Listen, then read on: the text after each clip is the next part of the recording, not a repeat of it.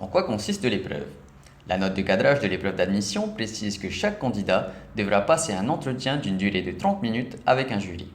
L'entretien avec le jury portera sur la présentation du candidat, un sujet tiré au sort par le candidat, sa motivation, sa connaissance du cadre d'emploi application, principalement sur les métiers de la spécialité et ou du domaine choisi par le candidat au moment de son inscription, et enfin, sur le statut du fonctionnaire, son expérience et la notion d'encadrement.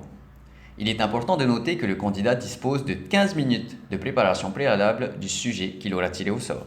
L'épreuve d'admission est notée de 0 à 20. Pour figurer sur la liste d'aptitudes, chaque candidat devra obtenir une note égale ou supérieure à 10 sur 20. Pour rappel, le candidat n'est autorisé à utiliser aucun document pendant la durée de l'épreuve.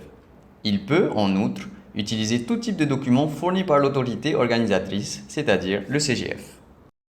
Le découpage du temps de l'épreuve est également défini et précisé par la note de cadrage. Pour commencer, chaque candidat dispose de 5 minutes pour se présenter. Il est important de noter que cette présentation doit être préparée à l'avance et qu'il est essentiel que la durée de cette présentation atteigne les 5 minutes. En effet, le non-respect du temps imparti pourra impacter la note du candidat.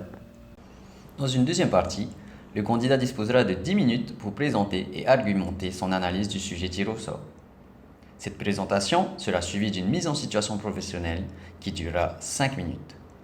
Pour finir, chaque candidat devra répondre à diverses questions pour une durée de 10 minutes dans le cadre de la discussion d'ordre général. Le champ et contenu des questions posées durant l'entretien est également défini par la note de cadrage. En effet, l'épreuve d'admission comporte un programme commun à l'ensemble des spécialités. Ce programme se divise en 3 thématiques principales. Premièrement, l'environnement communal. Deuxièmement, des calculs complexes. Troisièmement, la fonction publique communale.